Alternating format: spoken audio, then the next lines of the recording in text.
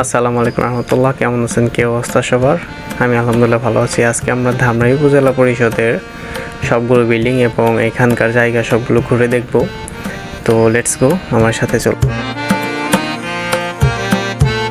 তো আমরা ঢোকার পরে হাতের বামে একটি শহীদ মিনার দেখতে পারবো এবং বৈশাখের মেলাতে অনেক রং করছিল। এইখানে অনেক আলপনা আঁকানো আছে। এটা হচ্ছে আনসার ডিটিপি কার্যালয়। আর আমার পাশে যেটা, এটা ডাক বাংলো, ঢাকা জেলার ডাক বাংলো। হাতের বামে মসজিদ এবং সামনে যে মূল বিল্ডিংটা আছে এটাই হচ্ছে উপজেলা পরিষদের সমস্ত কার্যক্রম হয়।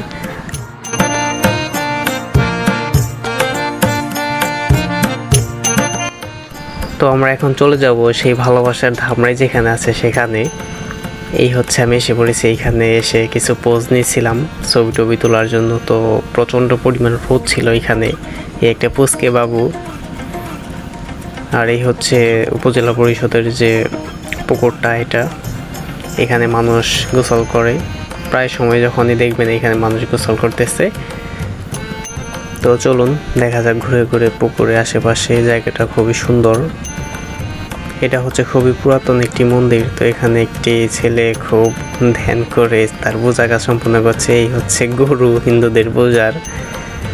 যাই হোক, এই যে দুইটা বানর। ধামরাই উপজেলা পরিষদ মূলত বানরদেরই পরিষদ বলা যায়। প্রচুর পরিমাণে বানর আছে এইখানে। আর ভিডিওর প্রথমে যে দেখছিলেন একজন মহিলার কাছ থেকে চিপস নিয়ে যাইছে, এই হচ্ছে আমার সামনে সেই মহিলারা। আর এখানে অনেক গ্রাফিতি আঁকানো হয়েছে। 24 জুলাই গণঅভ্যুত্থানের যে গ্রাফিতিগুলো হয়েছিল সেই গ্রাফিতিগুলো এখানে অনেক আছে। এখানে আসলে অনেক ছবি তুলতে পারবেন। গ্রাফিতিগুলো মারাত্মক সুন্দর, অসাধারণ সুন্দর হয়েছে। তো প্রচণ্ড গরম থাকার কারণে বানরগুলো এখান থেকে লাফ ঝাপ দিচ্ছিল। তো আমরা ভিডিও করার চেষ্টা করেছিলাম, ওই উপরে থেকে লাফ দিচ্ছে। এই হচ্ছে কিছু বানর গোসল করতেছে। তো এদের গোসল দেখে আমার একটু গোসল করতে মনে চাইছিল, কিন্তু সম্ভব না, কারণ বাড়ির কাছে থাকলে গোসল করতাম।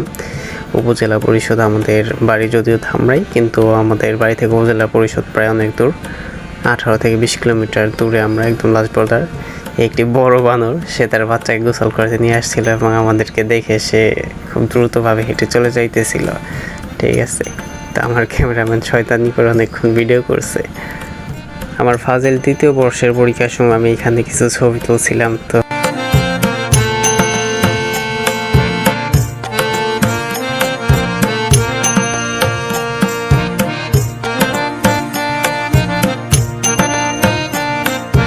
জানি না গাছে ওইটা শয়তানি লাগাইছে। ঠিক আছে, মারাত্মক সুন্দর। আরেকজন ছাদের চালের উপরে বৈশা রয়েছে। আর এই যে এখানে ধ্যানমগ্নে ব্যস্ত আছে সে।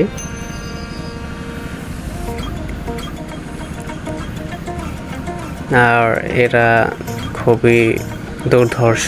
সামনে একটি যুদ্ধ বাঁধবে, এই জন্য তারা দৌড়ে যাচ্ছে। তারা যুদ্ধের ময়দানে আক্রমণ করতে যাচ্ছে কাকে যেন। আর এই নায়ক পিছে পড়ে গেছে। আর এই যে দুইজন গার্লফ্রেন্ড বয়ফ্রেন্ড। তো এই ছিল আজকের ভিডিওটা। Bye bye.